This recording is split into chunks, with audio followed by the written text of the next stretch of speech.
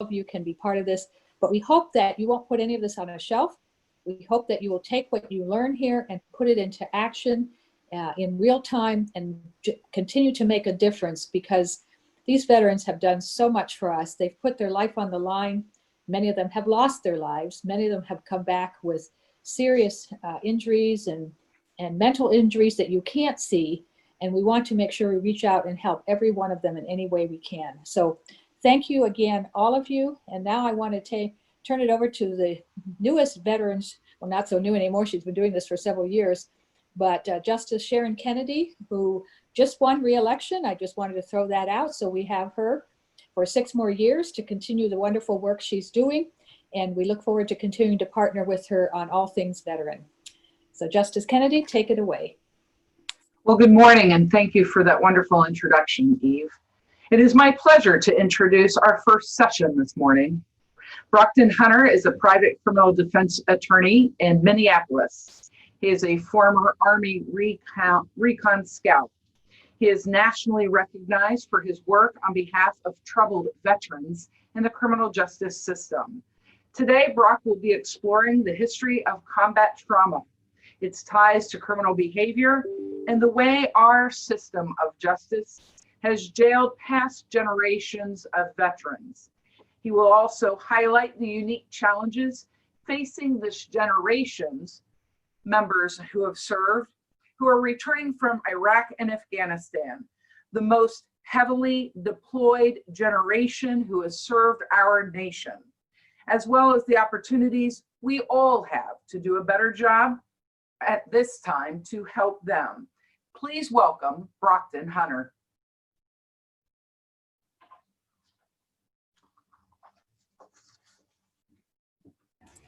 Thank you, Justice Kennedy and Justice Stratton. It's my honor to be invited to participate in this summit.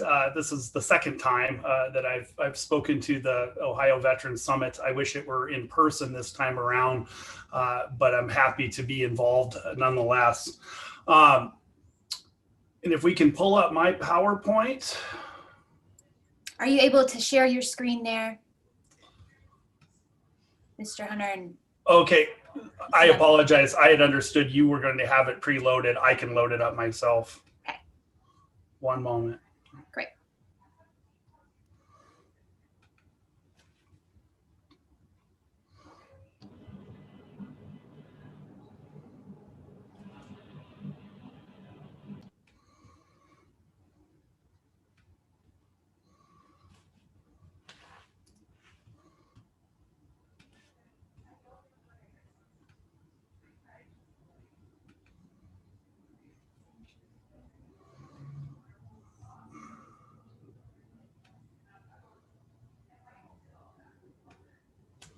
Okay, does everybody have it?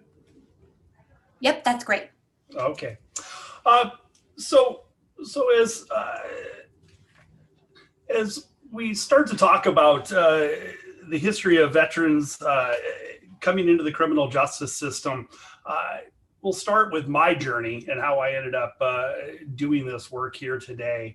I started out, as was indicated in the introduction, as an Army recon scout. And unlike a lot of the folks that we're going to be talking about here today, I did not see direct combat, but I was close enough to have some sense of what our veterans going through combat are experiencing. I served as an Army recon scout on the demilitarized zone in Korea, right at the tail end of the Cold War, in 1989 and 90, just as the Berlin Wall was falling. The Tiananmen Square massacre was happening in Beijing, China, just a few hundred miles away. And the communist bloc was beginning its collapse. And there on the DMZ with the 2nd Infantry Division, my unit, the division's reconnaissance squadron, was at the very tip of the spear. And as 1.5 million North Koreans were massed at the border preparing to invade, we knew that if an invasion happened, we were not expected to last more than about 24 hours, and our division not more than about 72 hours. And so throughout the summer of 1989 in particular, we were alerted over and over and over again, told that the North Koreans were imminently going to invade and that we were probably seeing our last day. And so each of those times, My buddies and I accepted our own deaths and prepared to fight for our country. And then the alert would pass and we would be told to resume back to our normal duties. And a couple weeks later, the same thing would happen all over again. And thankfully, the invasion never came, and thankfully we all returned home. But that experience alone of just being poised on the edge of war and facing our own deaths had an impact on us. We saw a lot of misbehavior among the troops along the DMZ when we were not deployed or on duty or on alert. There was a lot of drinking, a lot of fighting, and just a lot of issues among soldiers that would otherwise have been very well behaved. And when I got out of the military and started in college, for the first couple of years, that experience followed me, and I struggled to reintegrate back into civilian world. And fortunately, I did. As time moved on, over the course of a couple of years of college, I settled down and found new direction in life and moved on, ultimately graduating from college and going to law school, and then finding myself as a public defender in the Minnesota criminal courts. And this would be by now the late 90s. And at that point in time, as a new public defender in 1997, 98, 99 timeframe, we were seeing a lot of Vietnam veterans coming through the courts still at that time. We still do, but at that time it was much more heavy. And I immediately recognized just how many Vietnam vets we had coming through the courts and how many of them had been cycling through the courts ever since they had come home from Vietnam 30 plus years before. Many of them were still struggling with their war as if it had just happened yesterday. And I didn't know all that I do now about combat trauma and its ties to criminal behavior, but I remember at that time intuitively thinking that, well, yeah, I didn't see a fraction of what many of these men had seen, but yet I was impacted by my experiences and I struggled to reintegrate back into the civilian world. And it intuitively made sense to me that those who had seen so much more would struggle that much more. That was the beginning of my work with veterans in the criminal court system. But then as 9/11 happened in September 11, 2001, and we watched the towers fall and the Pentagon on fire, and we geared up to go to war all over again, I remember talking to my colleagues, particularly those who had served in the military as well. And we agreed that it probably wouldn't be long before we started seeing some young men and young women returning home from these new wars that we were embarking on, struggling with the same kinds of issues that so many Vietnam veterans had brought home with them. Who knew at that time that 20 years later, we would still be fighting these wars and we would still be deploying young men and women overseas to fight in them? But here we are. Throughout the duration of these current conflicts, I have seen a steadily growing flow of young veterans coming into the criminal court system, showing up on the doorstep of my law office seeking assistance. And so my practice in working with combat veterans has really just evolved organically that way. And my advocacy in this area has grown out of my personal frustrations of my experiences representing these veterans in the criminal courts.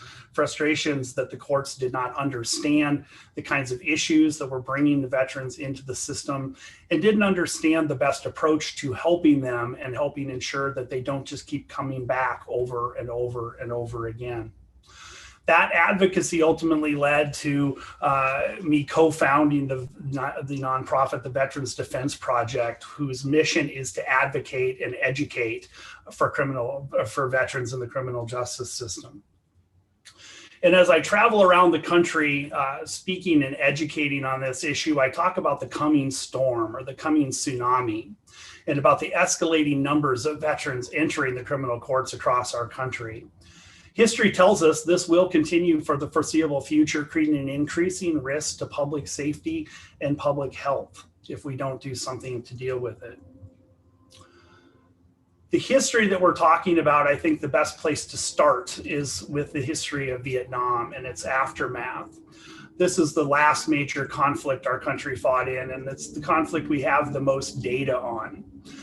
And according to the government's own statistics, of the 3 million or so Americans who served in Vietnam, 1 to 1.5 million suffered long-term psychological issues related to their service.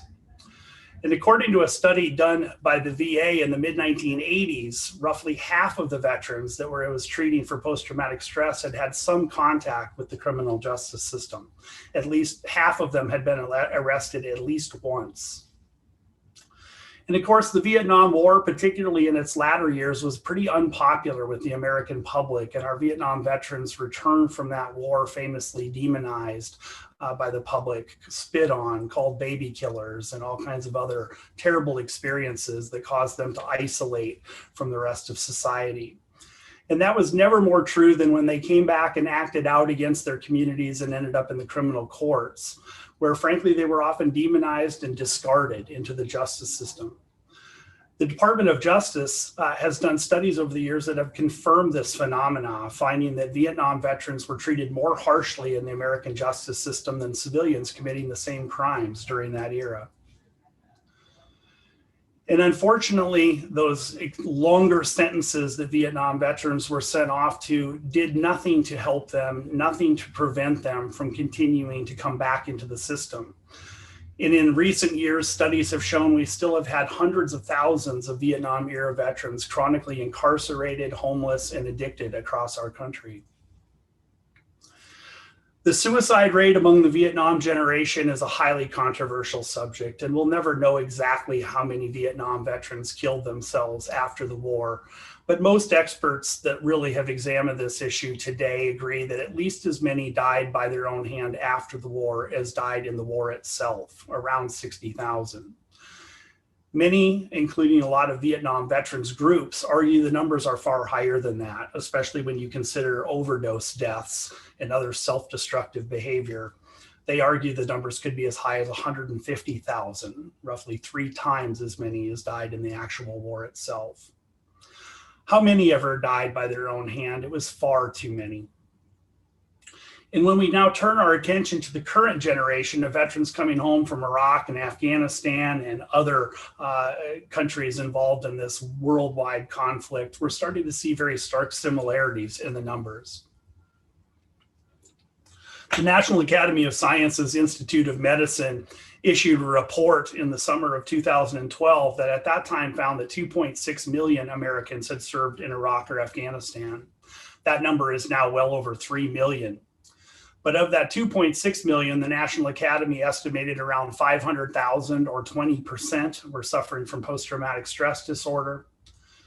And they also found that those numbers are almost certainly on the short end because of the underreporting of these injuries by the veterans who suffer from them.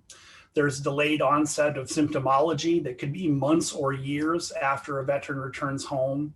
And even when they are suffering, many veterans coming from the warrior culture that they're coming from are afraid to raise their hand and ask for help because they see it as a sign of weakness, something that they were taught they are not to display. And the current suicide rates in this generation of veterans are on track to eclipse those after Vietnam. Studies done in the active duty services in recent years show an average of 1 suicide per day in our active duty forces, more than we are losing to combat. And within the veterans population, those no longer serving, the VA estimates 20 veterans commit suicide each day in America. The good news on that front is that number was, up until recently, 22 veterans per day. And so there are efforts that are starting to have a positive effect, but we have a lot of work to do to bring those numbers down further. I think it's also very important that we recognize the role that American women have served in these current conflicts. Over 300,000 American women have now deployed into the combat zones in Iraq and Afghanistan and elsewhere. And they are serving in combat roles today like never before. Today, there are no jobs in the military that are off limits to women. There are women now taking command of infantry platoons in the Army and the Marine Corps. There are women in the pipelines to become Army Rangers, Green Berets, Navy SEALs, and they're serving well by all accounts. Thousands have been awarded the Bronze Star for Valor. 2 women have been awarded the Silver Star for Valor, one of our highest awards during these conflicts. And they're suffering right alongside the men in pretty much equal proportion.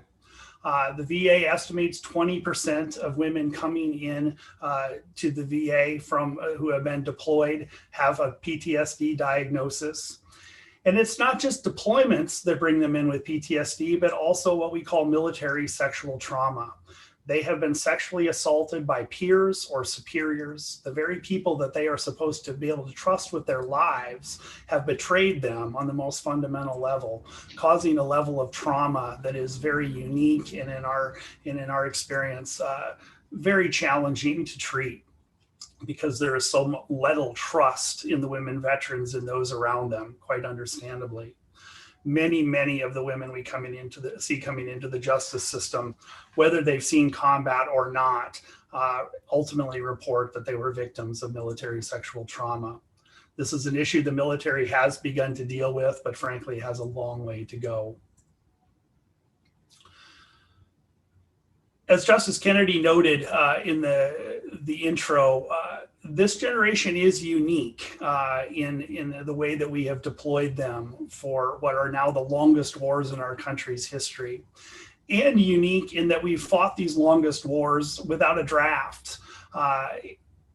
In comparison to this generation, looking at the Vietnam generation, for instance, we had a draft and we spread the burden of the fighting out over many more shoulders. Each Vietnam draftee was required to serve 1 12-month tour in combat, and the vast majority of them did serve just 1 tour. Estimates are right at around 90% served 1 tour. Compare that today, are all voluntary military forces much smaller per capita than it was during Vietnam and during other conflicts. And with that small military force, we have fought 2 major wars, plus a number of smaller incursions around the world, by recycling the same troops back into combat over and over and over again in a way we've never done in our country's history. Today, it is commonplace to find veterans of the current conflicts who've served 2 or 3 combat tours. And within the Army and the Marine Corps, particularly ground combat units that are under the heaviest demand, we've seen many more. 4, 5, 6, 7, even 8 full year-long deployments have been reported by the Department of Defense for some of our troops. And within the Special Operations Command, our Green Berets, our Rangers, our Navy SEALs, Air Force Pararescue, we are seeing many more deployments. These folks who quietly serve on the tip of the spear tend to serve shorter deployments of 4 to 6 months, but they're much more intensely violent than the conventional forces. And these folks are going over and deploying for 6 months, returning back home to train intensively for 6 months, and then going back to the war zone for 6 months, and back and forth and back and forth. And many of these folks are now well into the teens of deployments, 12, 14, 15, 16, 18 deployments. This gentleman here is one of my clients, Marco Milosevich. He is our current record in my office. He served 12 combat tours as an Army Ranger, and then within more secretive Joint Special Operations units. And he is the first to point out that he is nothing special in that special operations world. He indicates that he has friends who are still serving in the Joint Special Operations Command who are now on their 22nd and 23rd combat deployments post 9/11. And the military, well, it started out pretty flat-footed on the issue of post-traumatic stress at the beginning of these conflicts, as we now know the military does at the beginning of every conflict, it seems, has forgotten some of the hard lessons from the previous wars. Today, there is no denial about post-traumatic stress within the ranks of the military. And in fact, the military's own studies confirm not only the reality of post-traumatic stress as a battlefield injury, but confirm that the rates of post-traumatic stress climb precipitously with each additional combat deployment. We now realize this is an exposure injury, and the more trauma you are exposed to, the more likely you are to suffer. It's just that simple. This political cartoon from the height of the Iraq War, I think, does a great job of symbolizing the stress that we have put on our military during these conflicts. I think it's notable that it's a National Guard soldier struggling under the weight of these multiple rucksacks. I think it's notable that the National Guard and the reserves have been also deployed in unprecedented fashion during these conflicts. Gone are the days of weekend warriors who simply come out to help during natural disasters. We have a generation of salty combat veterans in our National Guards. Here in Minnesota, I've lost count of the number of guardsmen and women that we have represented who served 2 or 3 or more combat deployments during these conflicts. And I think it's also notable that the soldier in this political cartoon is not complaining about the weight of these rucksacks. That is an important thing to understand, is the military culture is very different than the civilian culture. It is a culture of service and self-sacrifice, a culture of putting your own personal well-being as a secondary or less priority, and putting the focus on the mission and on the well-being of those around you ahead of taking care of yourself. It's why so many veterans return home and really are struggling in silence because they're afraid to raise their hand and ask for help. It goes against what they perceive to be the warrior culture that they were indoctrinated in. As you can see, I collect a lot of photos. I think that this is an area in which the old adage of photo is worth 1,000 words is particularly apt. And here are some photos that I've come across that I think are great real world analogs to the soldier in that political cartoon. You can see the wear and tear pretty clearly on their faces.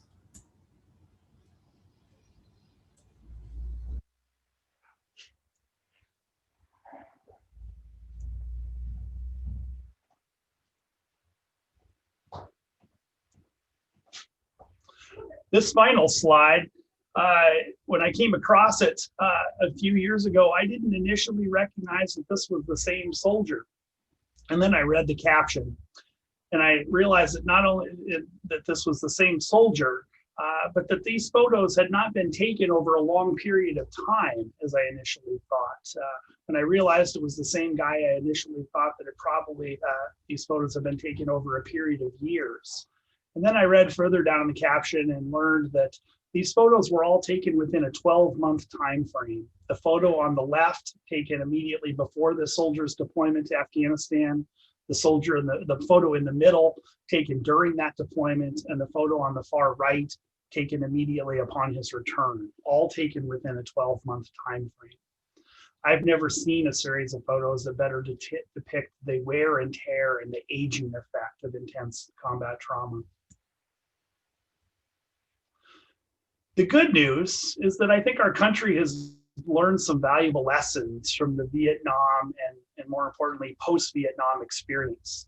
Today, whether or not we support the wars, we don't blame the troops the way we did after Vietnam. I think we've collectively come to the understanding that in a healthy democracy, we recognize it's our elected leaders who are responsible for decisions to deploy our troops to combat, not the men and women who are dutifully and selflessly carrying out orders.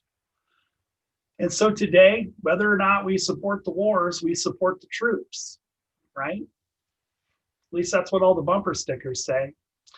And our goal in this advocacy is to note that support our troops mentality, as laudable as it is, but to advocate that it have more meaning than bumper stickers and yellow ribbons around trees, that it translate into real sustainable support that goes well into the coming years as this generation comes back and really needs our support to reintegrate, and never more so than when they fall into the criminal justice system. Among the veterans that we work with here in Minnesota and across the country who are returning from the current conflicts, we hear the same refrain in various ways over and over and over again. What we're hearing from them is that they're thankful that they're not coming back to a hostile public as the Vietnam generation did. And they recognize that, and they are very thankful for it. But they also complain. They feel like they're coming home to an apathetic and disconnected public, a public that is no longer paying attention to these wars to the extent that we ever were. As one of my clients who had served 3 tours in Iraq, said, coming home and watching the news about these wars, it's like a different war. He said, the news is Clorox bleached, sanitized of all of the blood and all of the horror and everything that would help the American public better understand how bad it is over there and what we are going through on their behalf. I've never seen that sentiment depicted better than a piece of graffiti from the Iraq War. This was a piece of graffiti reported by a journalist on a concrete blast wall in a base in Ramadi, Iraq, at the height of the fighting there. This was a base that was under nearly constant attack by insurgents, and the Marines there under constant threat of death. And inside that base on a concrete blast wall, an anonymous young Marine had written some graffiti that said, "America's not at war. The US Marine Corps is at war. America is at the mall." And that is the sentiment among many of the veterans that I work with who are coming into the justice system feeling like they have risked their lives and sacrificed and come back to a country that doesn't know and does not care what they've been through. That we are spending our time at the mall, we're spending our time watching football or American Idol, and we're just not paying attention. And though that doesn't translate into hostility to the troops, it often has a similar effect. It causes the veterans coming home to self-isolate, as Vietnam veterans did in the face of the hostility they suffered. Our veterans today don't know where to start telling us what they had seen and what they have done on our behalf, and so they don't even try. They just self-isolate from us, and we now know that that isolation very often starts a downward spiral for those suffering with PTSD. So for the next few minutes, I am going to show you some of the images from the real war, and I will give you a trigger warning. Some of them are graphic, but I don't show them to you gratuitously, but because I think it's critically important that all Americans, but particularly criminal justice professionals, who are going to have the lives of these veterans in our hands, have at least a glimpse of what the real war looks like, a sense of what our young men and women have seen and been forced to do on our behalf.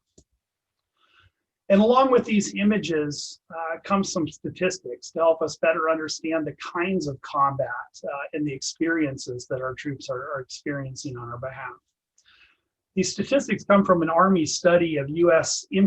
Army infantry troops coming back from their first deployment to Iraq. This is early in the Iraq War. The Army wanted to get a sense of what kind of combat exposure they were having. 94% of those surveyed reported that they had received incoming small arms fire. Someone had directly shot at them and tried to kill them.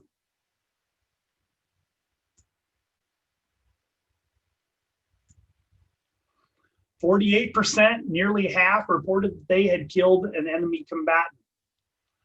They had committed an act that here in America we call murder.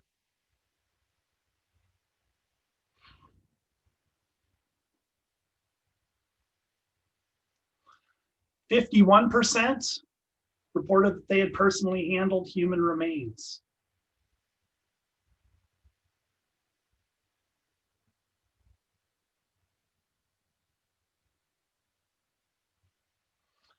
And 28%, nearly a third, and this is the one that got me, 28% reported they were personally responsible for the death of a non-combatant, a woman, a child, an elderly person, someone not actively involved in the fight, but who was nonetheless caught in the crossfire.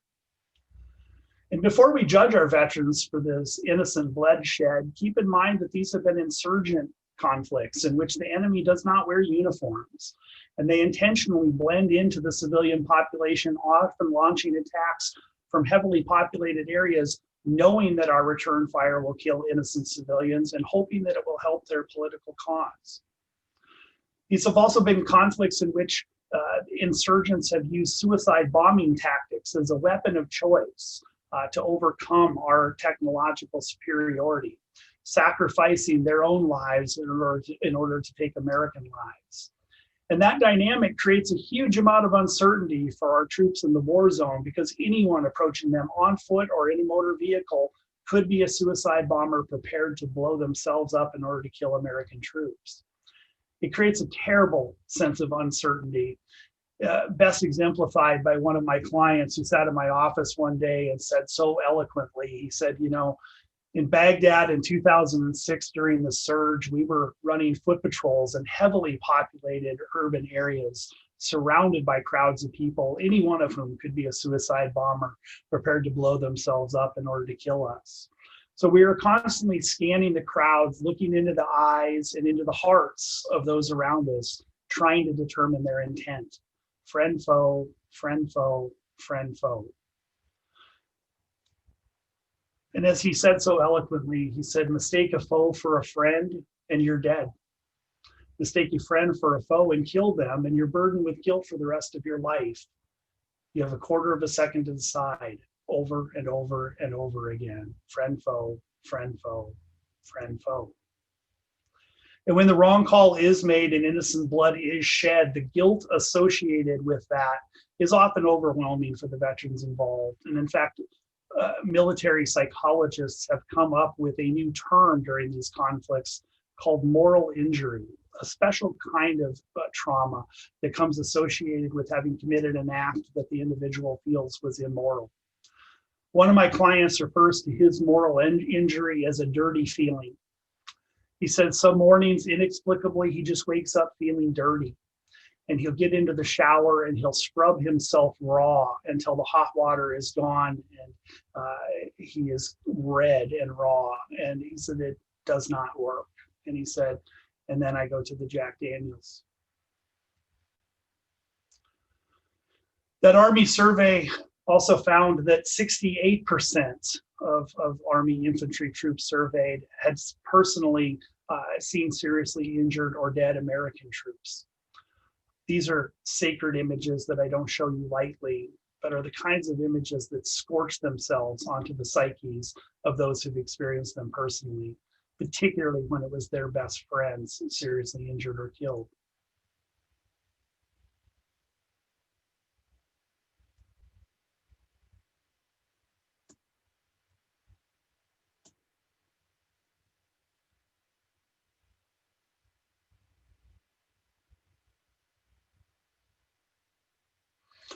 And finally, 86% reported that they had lost a friend.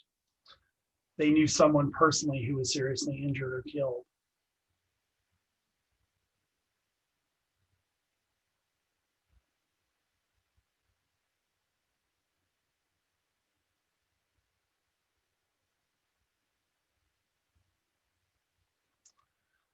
Now, as you process these images that I've just shown you, keep in mind that you just saw them for a few minutes, not day after day, week after week, month after month, deployment after deployment.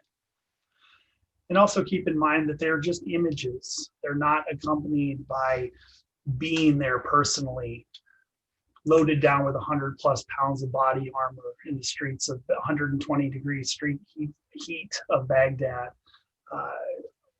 The screams of the injured and dying ringing in your ears, the reverberations of explosions reverberating through your body, the emotions of knowing that you yourself could be killed at any moment or that you're responsible for some of the carnage in the images you've just seen.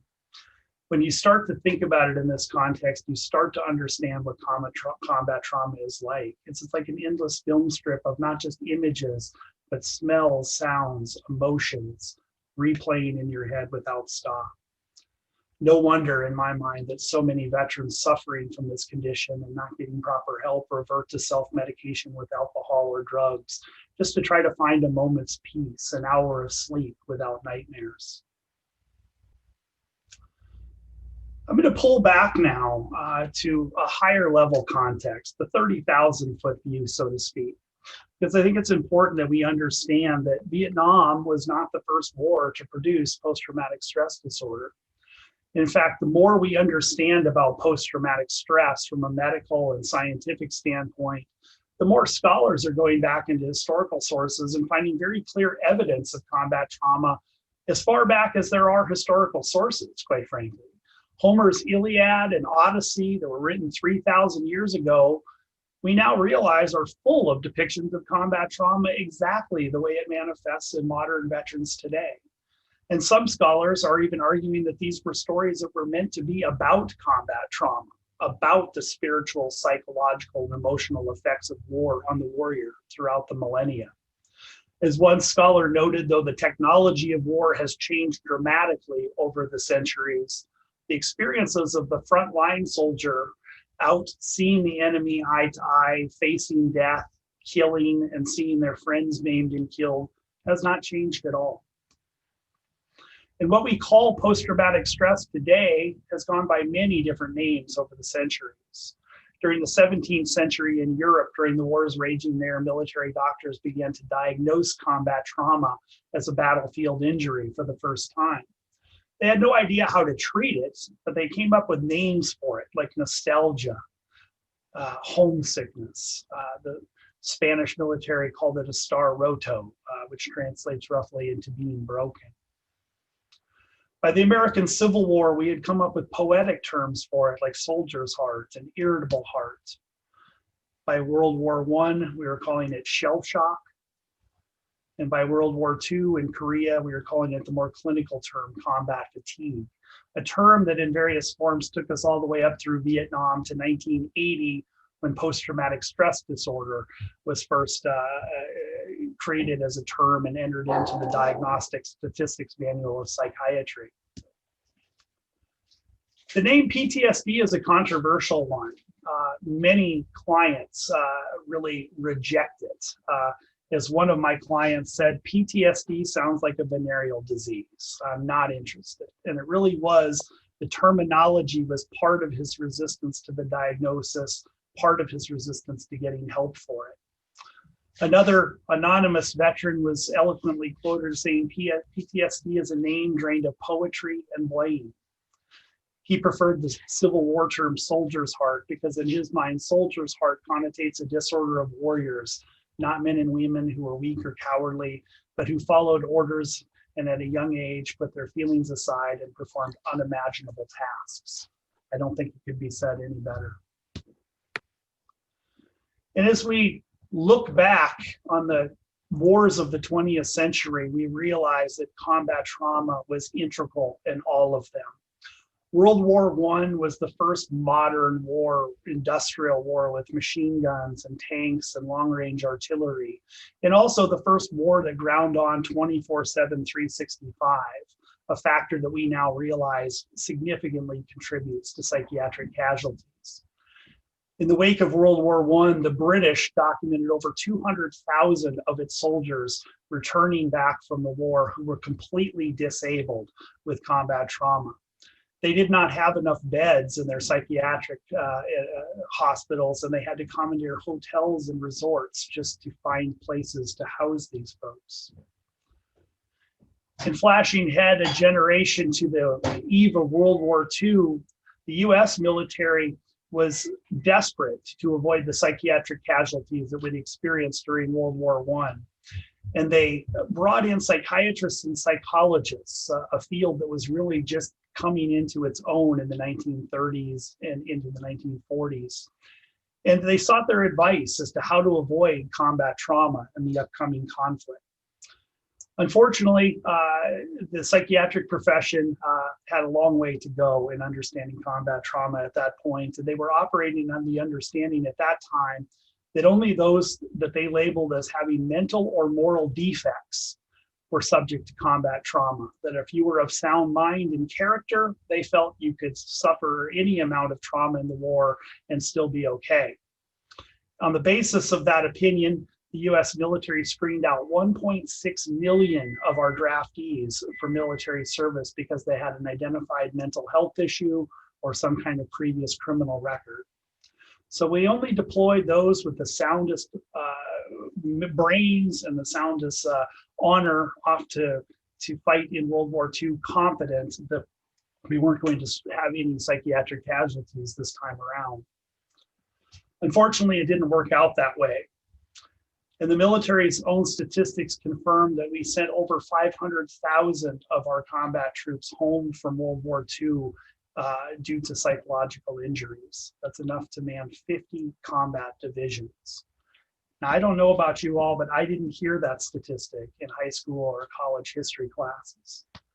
I also didn't hear the statistic there, the fact that at one point in 1943, at the height of the war, the military was discharging psychiatric casualties faster than they could draft and train replacements to send to the front. The generals were becoming increasingly worried that we would run out of sane soldiers before we could win the war.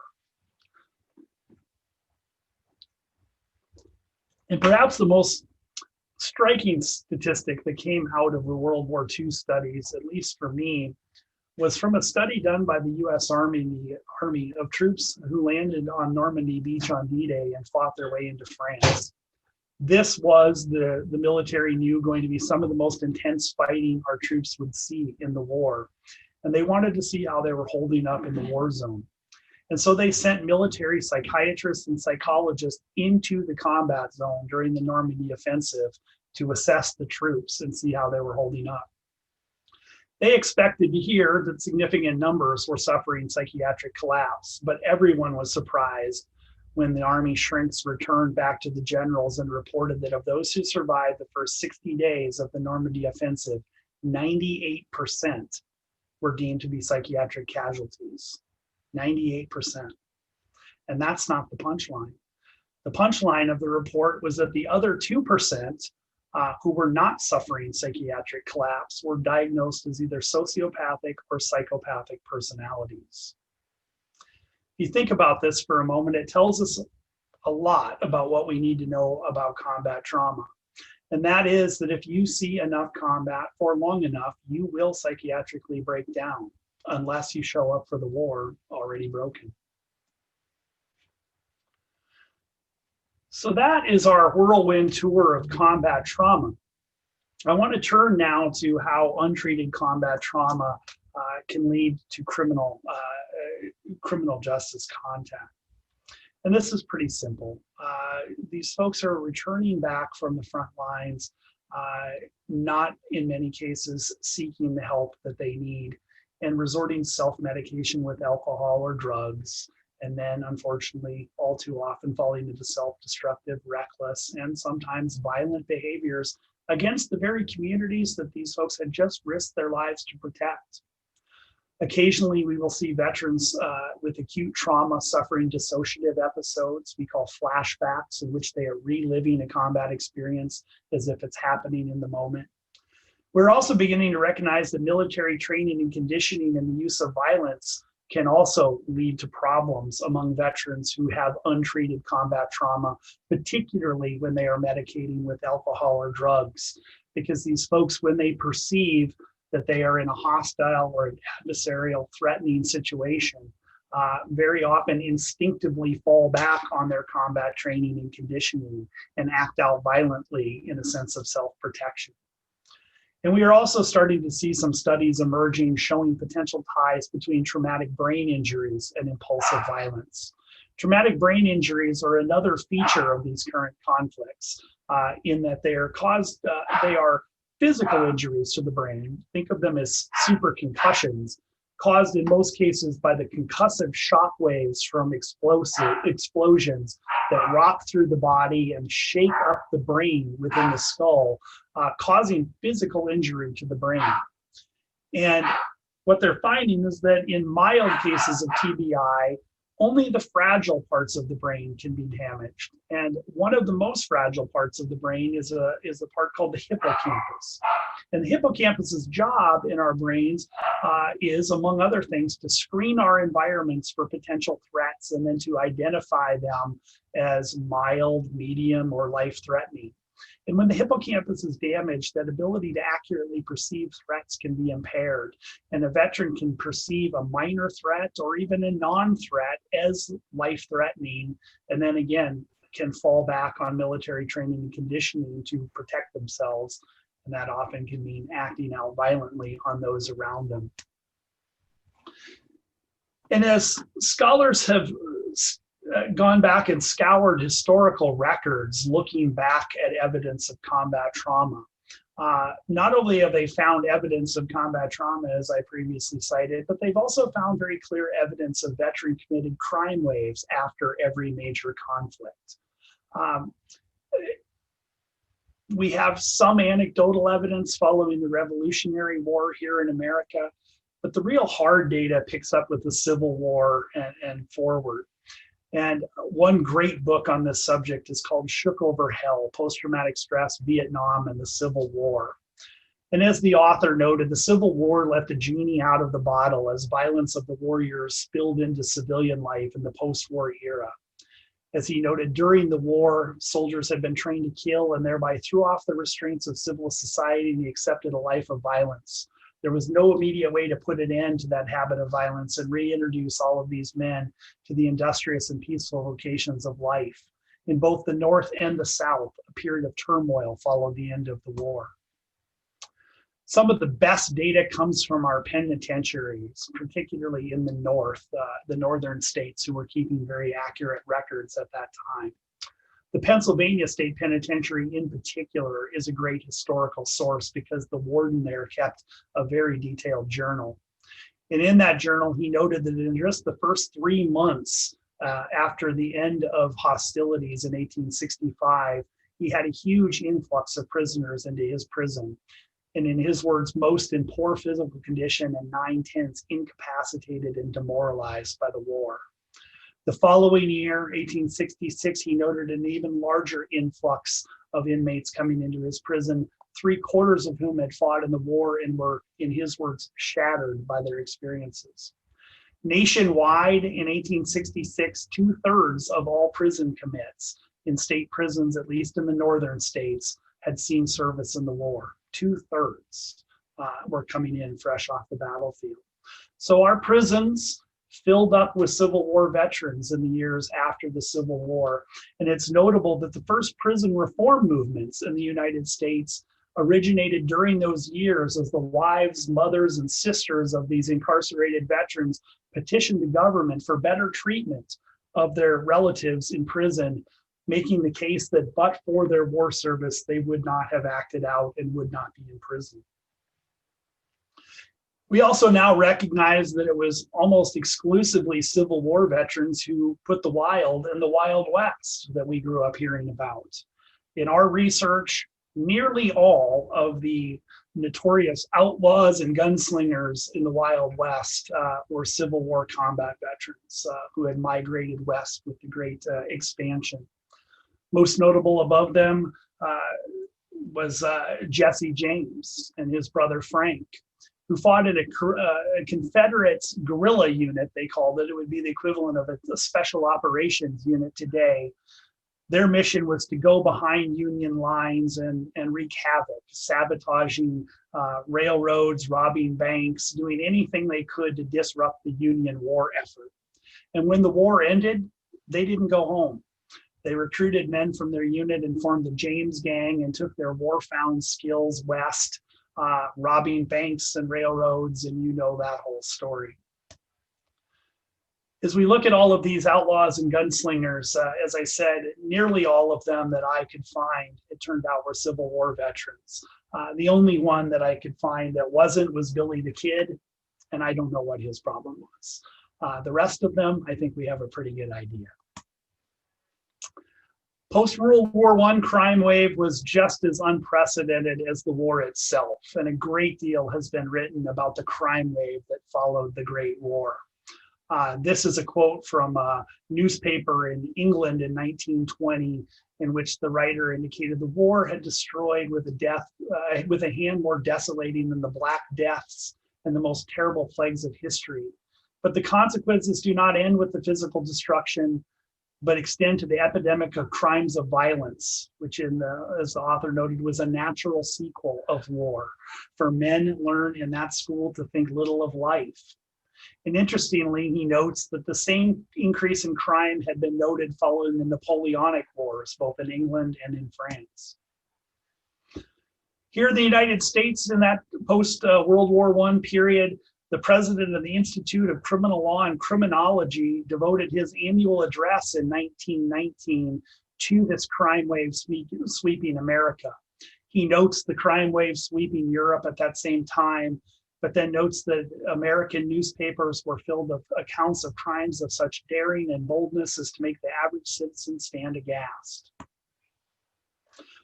Post-World War II, there is less data out there, and it's widely recognized that there was a conspiracy of silence by the government, veterans groups, and society at large in the wake of World War II to sweep as much as possible under the rug. We were trying to move on. We were also starting to fight the Cold War, and we did not want to advertise how many of those who had fought in World War II had returned home and were struggling to reintegrate. We do have some data, particularly this study I'm citing from here from 1952 in the Journal of Criminal Law and Criminology and Police Science. This journal looked at 11 prisons in the upper Midwest in the 3 years following World War II and found that fully 1/3 of incoming inmates were combat veterans fresh back from the war.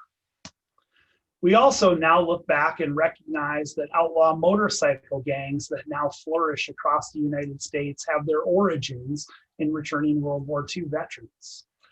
The reason that this outlaw culture emanated originally out of the desert Southwest, it turns out, is because all of the original outlaw motorcycle clubs were founded by veterans returning from fighting in the South Pacific, returning back and leaving their service in San Diego, the home of the Pacific Fleet, and then many of them not returning home.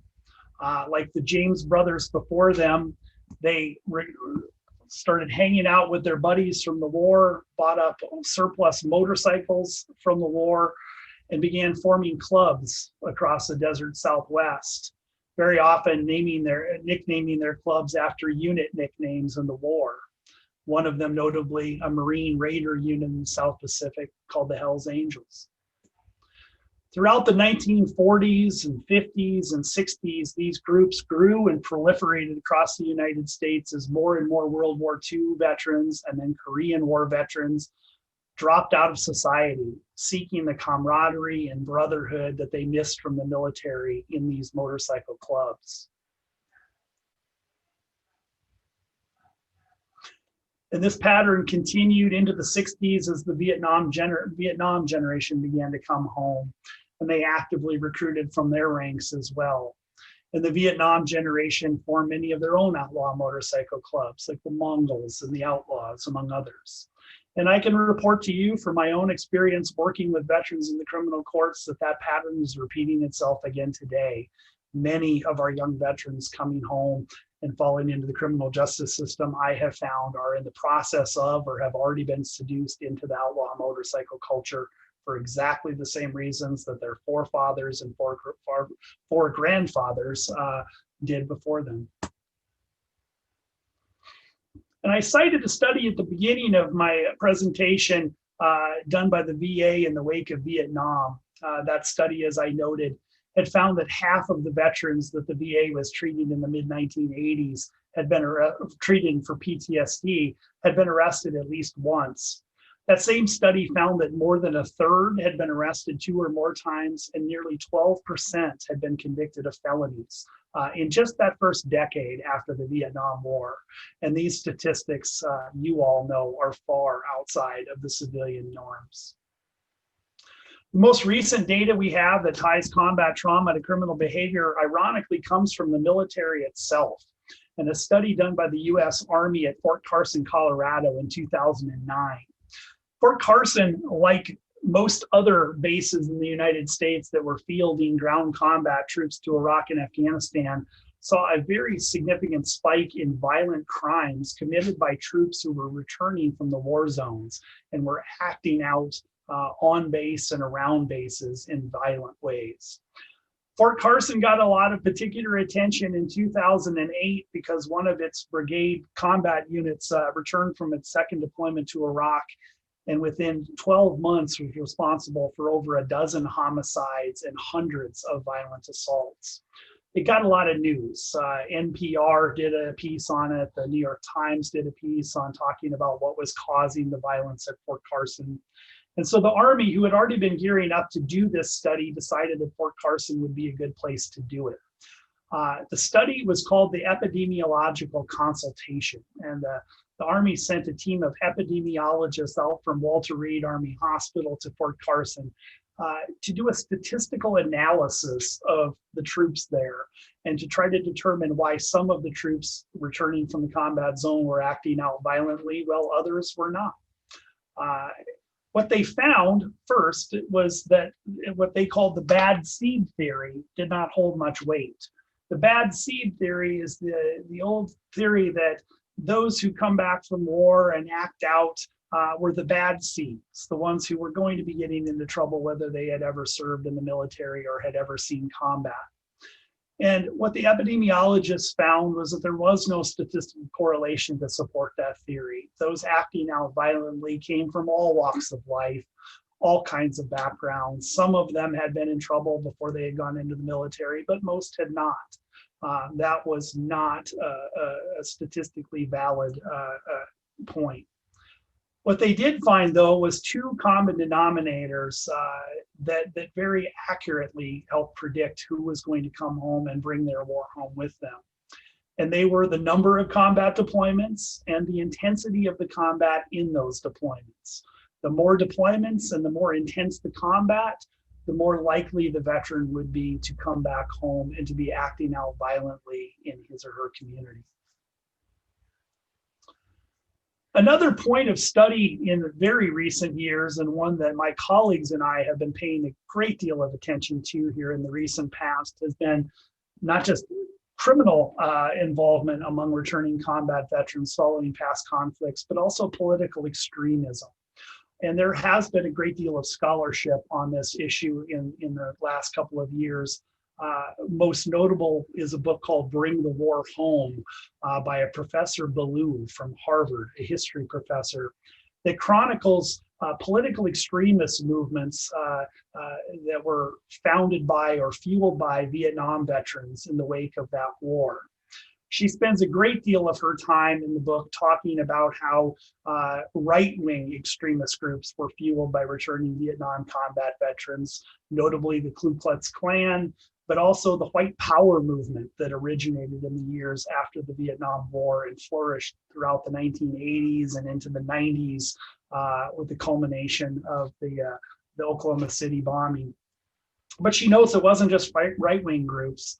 Vietnam veterans also came back and helped to found and fuel the Black Panther movement, the American Indian movement, the Symbionese Liberation Army, the Weathermen, and other leftist extremist groups.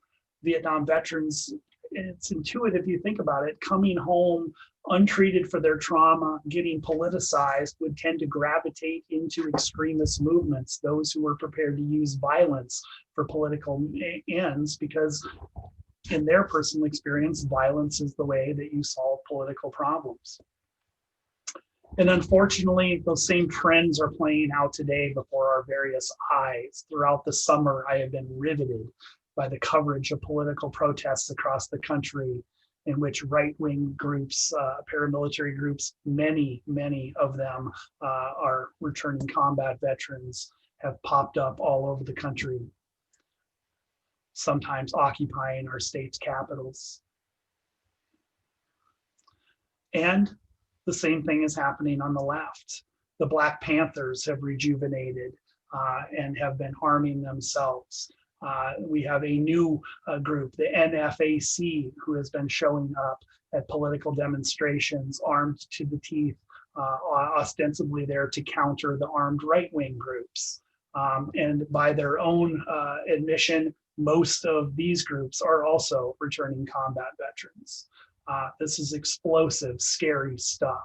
And as our country talks about the potential for civil war on our horizon, it will no doubt be returning veterans from our current conflicts who are on the very front lines on both sides of the conflict.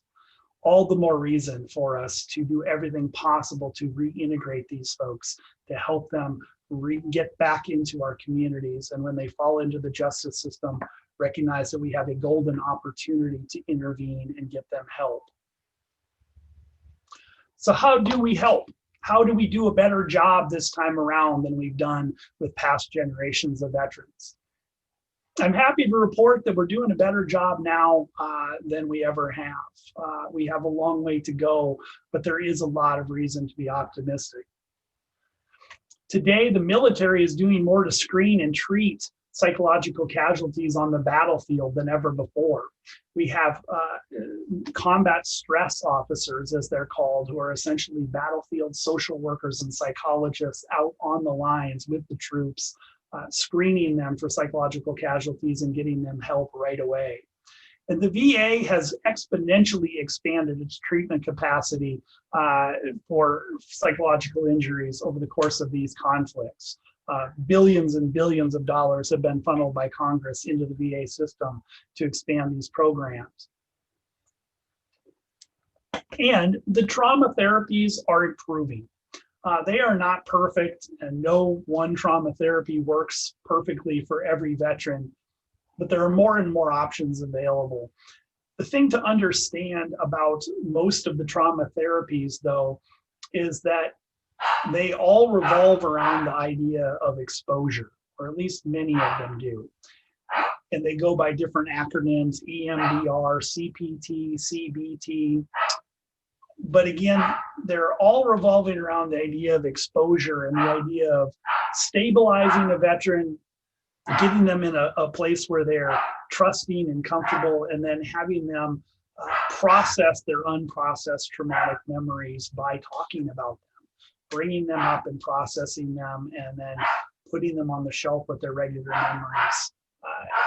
The key thing to understand about these traumas that while they are in many cases successful, they are themselves traumatic, particularly in the early stages where they're ripping the scab off the psychological injury and just beginning to drain out the toxins. And veterans frequently report that they feel worse in those initial stages of treatment than they did when they were stuffing these memories down and self-medicating them with alcohol or drugs. And because of this, many veterans who come into the VA seeking this help on their own leave the treatments before they really start to see any benefit from them. And that is why criminal justice contact can be a very helpful leverage tool to get veterans into and keep them in these programs until they start to see the benefits of them. If the veteran knows that their alternative to going and doing these therapies is to face the brunt of the criminal justice system, jail, conviction, etc., they are very often much more willing to stay in these therapies until they begin to see the benefits. We also still are struggling, though we're doing better than ever, with overcoming these barriers to self-reporting and getting help. What I call Superman syndrome, this byproduct of the warrior culture that our veterans come from, that cause them to believe that raising their hand and asking for help is a sign of weakness and something that they should avoid. Studies have also shown that they are often concerned as well about what their peers would think if they knew that they were having to go get help. They're worried about losses of security clearances and promotions, that they're still serving in the Guard or reserves, or in some kind of sensitive civilian job, first responders, law enforcement, etc. We also see, in many cases, other factors that prevent them from wanting to seek help. Survivor's guilt is chief among them. Many of our veterans lost friends in combat and struggle with guilt over the fact that they themselves survived. And many convince themselves that they don't deserve to get help and don't deserve to be happy in life because their buddies didn't get that chance. And shame has a similar effect. That moral injury can often lead veterans to believe that they don't deserve to get help or deserve to be happy in life because of something terrible that they did overseas. And they see the suffering that they're going through now as some kind of penance. I have even had clients suffering so much from moral injury that even though they weren't guilty of the crime they were charged with, they were being falsely accused, they were nonetheless wanting to plead guilty and go to jail because they saw it as karmic retribution on themselves for something that they did overseas. And I find myself, talking to them and saying, you can't Monday morning quarterback yourself for the rest of your life. You were put in an impossible position, having to make split-second decisions to save yourself and your buddies' lives, and you cannot beat yourself up about this for the rest of your life. You've got to get help. You've got to move on and perhaps right the karmic scales by doing positive things in your life. But these are huge barriers that often need to be overcome, even to just get somebody to open up to get the help that they need. On the legal front, our landscape has dramatically improved over the 20 years that we have been at war.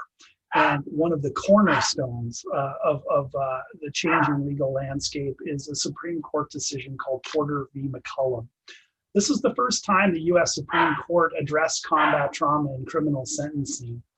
In this decision handed down in 2009 was a death penalty case. The defendant, George Porter, was a Korean War veteran who in the 1980s in a drunken rage murdered his ex-girlfriend and her new boyfriend. George's trial attorney failed to bring any evidence of George's military service into the trial or sentencing in that case.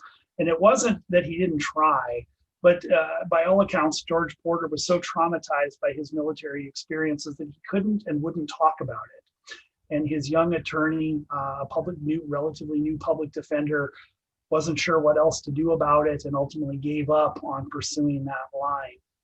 And so the judge and the jury never heard about George Porter's combat experiences, and he was convicted of 2 counts of first-degree murder and sentenced to death. It wasn't until years later that a group of appellate public defenders in Florida took up his case on post-conviction relief. And they went out and did the footwork that his trial attorney had not done. They acquired his military service records. They tracked down men that he had served with. They tracked down his family members. And in a 3-day post-conviction hearing, they took testimony about all of what George Porter did in the war and all of the horrific experiences that he had suffered. And from his family members, how much he had been changed by the war and how he had struggled with extreme post-traumatic stress throughout his life after the war, as well as extreme alcoholism. The Florida courts were not moved by this testimony, and they upheld George Porter's death sentence. But as the case made its way up to the Supreme Court in 2009, that court did care. And they overturned George Porter's death penalty on the basis that a jury might have found mitigating the intense mental and emotional toll that combat had taken on him. And they did this unanimously in an era, as you well know, that the Supreme Court does very few things unanimously. This decision, though technically just overturning a death penalty, was written in a broad enough way that it has been widely interpreted as encouraging that military service be taken into account in any criminal sentence, and has given great bolster to the veteran court movement that has arisen in its wake. Veterans courts, for those of you who don't know, are specialty courts like DWI courts, mental health courts that have been around, and drug courts that have been around for a long time. The main difference is that they have the cooperation and participation of the VA, which provides the bulk of the treatments.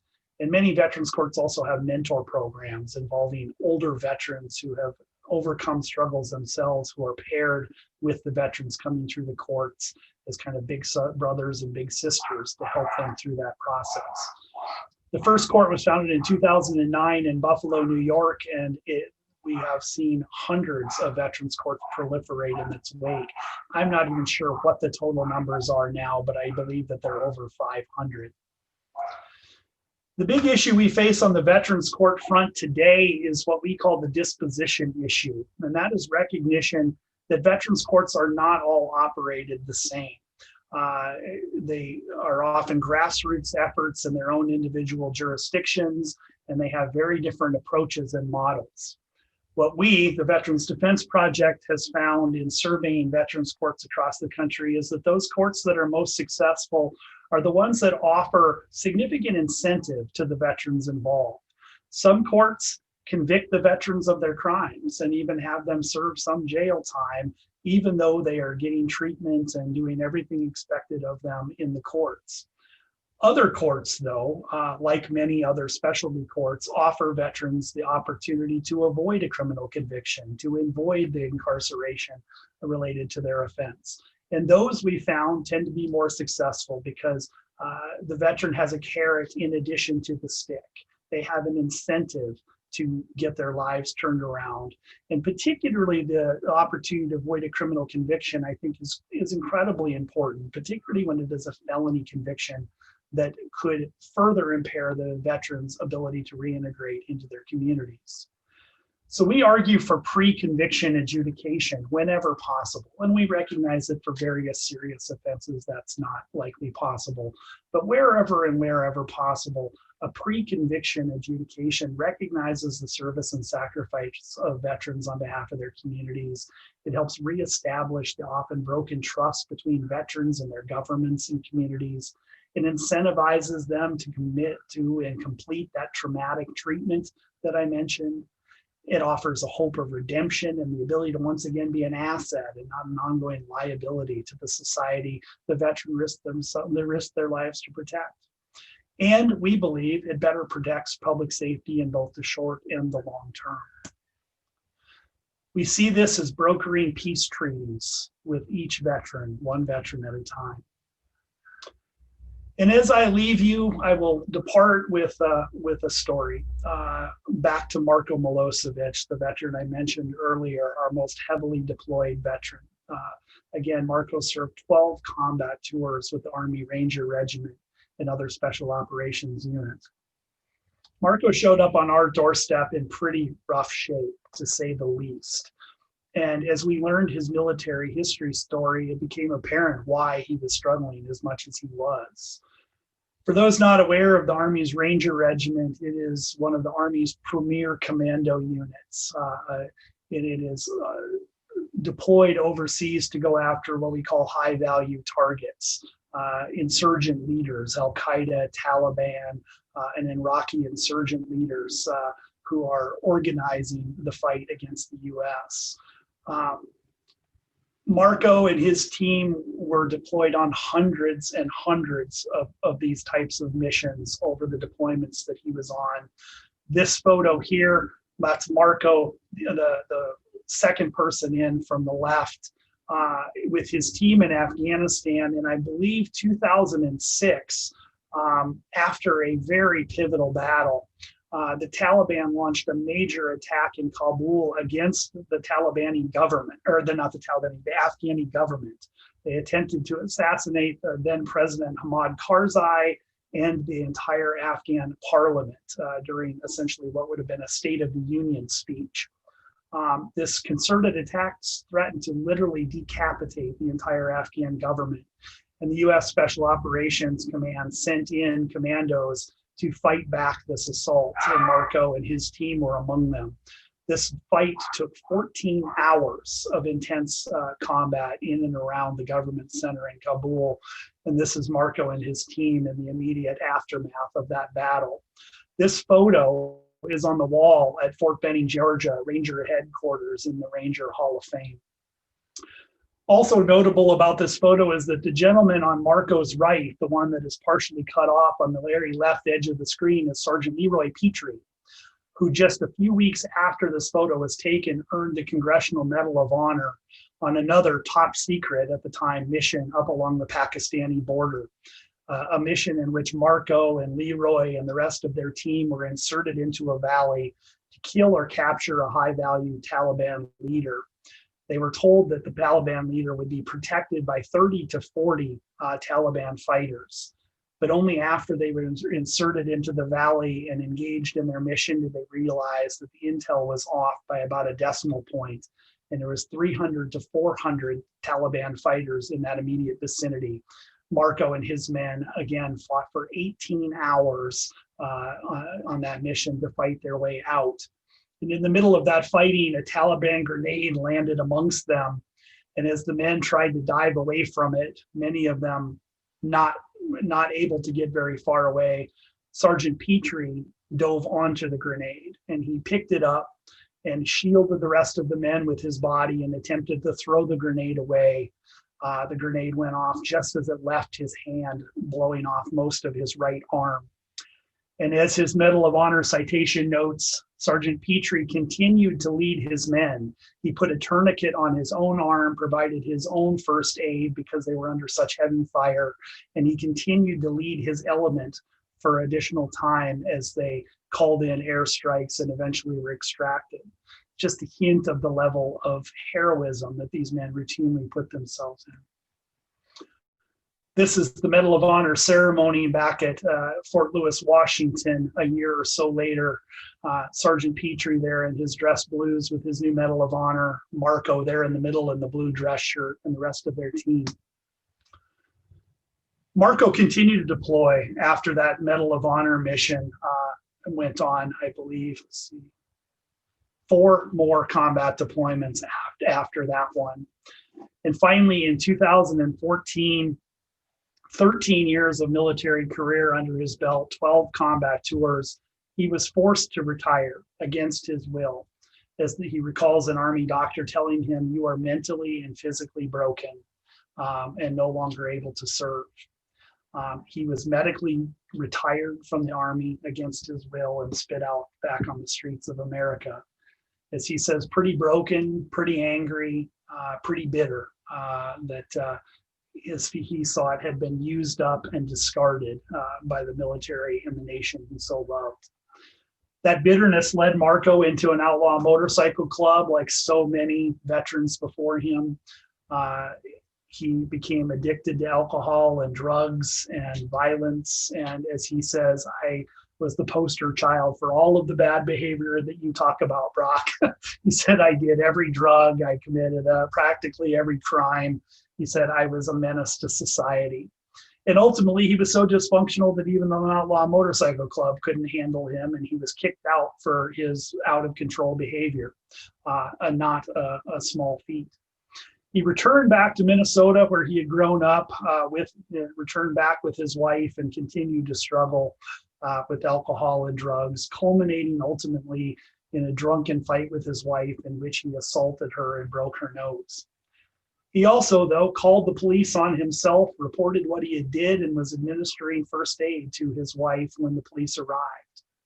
When he arrived on our doorstep with a felony domestic assault offense pending, he was a challenging client, to say the least. But we spent a great deal of time with Marco, convincing him that there was no shame, no dishonor in getting the help that he needed, and that his new mission in life was to get the help he needed so that he could start to give back and be an asset once again. And once he understood his new mission was, as he put it, to get his shit together, he succeeded in that mission. He graduated at the top of his class, the elected leader of his inpatient treatment class at the VA. And over the coming months, we educated the prosecutor and the judge on all of these issues in a county, a rural county that didn't have a veterans court. But ultimately, they all got on board with doing something differently with Marco's case and agreed to do a stay of adjudication on a felony domestic assault to allow him the opportunity to avoid a conviction, something they had never done in any domestic assault case in that jurisdiction, let alone a felony. In the years since, Marco has made the very most of his second chance. Though he had avoided a criminal conviction, he did not avoid the public eye. And he went out and started speaking publicly about his journey, not just through the military, but through the criminal justice system. This is an article from his hometown newspaper in which he talks about his journey and advocates for the creation of a veterans court in that county to help veterans following along in his footsteps. Here is Marco at the Medal of Honor convention that convened here in Minnesota 2 years ago. General Joe Vodal, the former commander of the Special Operations Command under whom he served. And he also has continued to speak out publicly, here speaking at the St. Cloud, Minnesota VA hospital before a group of veterans going through the same program that he graduated from. He's also traveled around with me speaking to criminal justice professionals around Minnesota and across the country, talking about his journey through the justice system and how he has been able to make the most of his second chance. Marco is now in college, pulling a 3.9 GPA, kicking himself that he isn't a 4.0, and talking about law school and other potential graduate school options.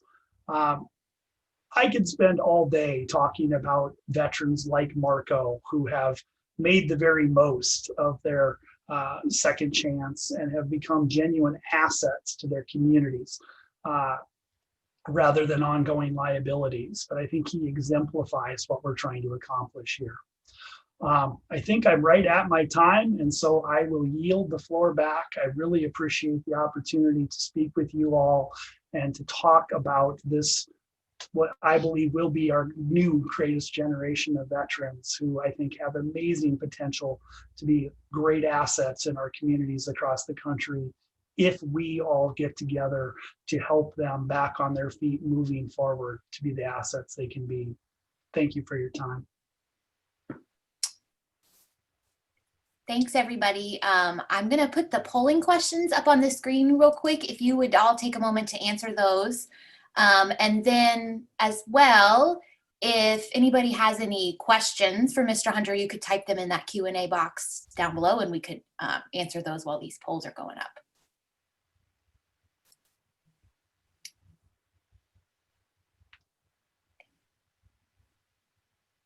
So far, we have a couple of thank yous for your wonderful presentation.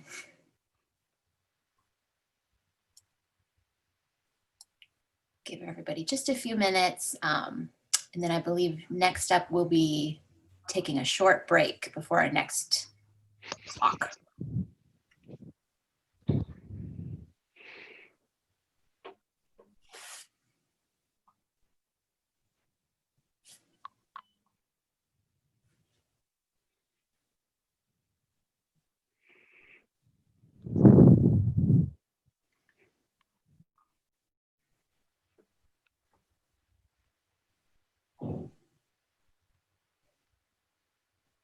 Here's one question. It says, is there any legislation that is moving forward to set up VTCs across the country? Great question. Yes, we just recently passed some legislation in Washington, D.C., a national level legislation that we hope is going to ultimately lead to significant expansion of funding of veterans treatment courts across the country. And here in Minnesota, my nonprofit organization, the Veterans Defense Project, has been pursuing a model veterans court bill, essentially, that we call the Veterans Restorative Justice Act. This is a bill that we believe sort of incorporates the best practices from veterans courts across the country to serve as sort of a model that we hope other states will adopt. This focal point of the bill is to create a presumption of a state of conviction for a broader range of cases, to include violent offenses, domestic violence offenses, and again, give veterans that opportunity to avoid a criminal conviction that can allow them to fully reintegrate into their community and fulfill their full potential. So stay tuned. We have also been talking with advocates in other states. Virginia, Florida in particular have taken up the Veterans Restorative Justice Act and are moving forward with it in their legislatures. And if anybody is interested, I'm happy to share information with you as well. You can get in touch with me directly through the Veterans Defense Project website, which is just veteransdefenseproject.org, or through my private practice, Brockton D. Hunter, PA. Shoot me an email and I'll be happy to share our materials. I see also here we have a question, do the current suicide statistics included veterans of all conflicts? Yes, the 20 veterans a day suicide statistic does include veterans from all conflicts. And so that does not reflect just current conflict veterans, but also Cold War veterans, peacetime veterans, Vietnam veterans, though I believe that the current conflict veterans make up a significant chunk of it, as you would expect. Unfortunately, though, we still have Vietnam era veterans 40 plus years after their war who are still committing suicide in alarming numbers. I right now have 2 Vietnam veterans that I'm working with, both of whom I would say are at suicide risk. So the lesson there is that if gone untreated, combat trauma doesn't just fade away for a lot of veterans, and folks can still be struggling with these issues 40, 50 years after their experiences. All the more reason for us today to focus on helping our current veterans coming into the system now so that we don't see them continuing to struggle and keep coming back into the system over and over and over again for the next several decades.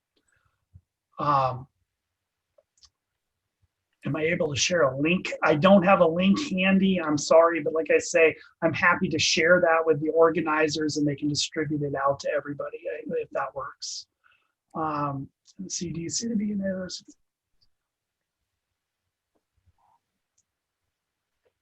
Yes, so the question here from Pamela is, do you see the VA and others accepting of veterans treatment courts to help veterans get help? The answer is a resounding yes. And in fact, the Veterans Administration recognizes that a significant number of the veterans that it is tasked with treating for combat trauma are first popping up and identified in the criminal justice system. And so they have created a program, as Justice Stratton helped create it years ago, called the Veterans Justice Outreach Program. And what that means is that every VA medical center in the country has at least one, and often more, social workers whose job is specifically to liaise with the local criminal courts and to ensure that the local criminal justice system has clean, clear access to VA resources, and the veterans who are facing criminal offenses can easily get into the programming that they need, and the VA can provide the courts with feedback on how the veterans are doing. In fact, I would say without the Veterans Justice Outreach Program, our veterans court movement itself would be very hard to sustain, very difficult to continue, because we need to be able to have clean, clear lines of communication with the VA in order to accomplish that mission. And I guess that's it for questions. Well, thank you, Brock, for that powerful and informative presentation. To all of our attendees, thank you for the great questions. Thank you for the answers. Thank you for your time. Thank you for your service and sacrifice to all of us and the veterans that you're helping.